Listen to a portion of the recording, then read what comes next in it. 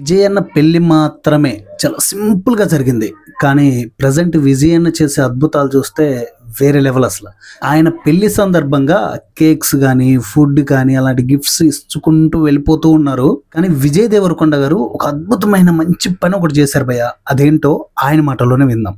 10th class పిల్లలకి scholarship start చేస్తున్నాం ఈ ఇయర్ నుంచి. 9th and 10th క్లాస్ పిల్లలు ఎవరికి ఫస్ట్ ర్యాంక్ సెకండ్ ర్యాంక్ వచ్చినా ఒక స్కాలర్షిప్ స్టార్ట్ చేస్తున్నాం ఈ ఇయర్ నుంచి. హ్యాట్స్ ఆఫ్ అన్న, నిజంగా చెప్తున్నా.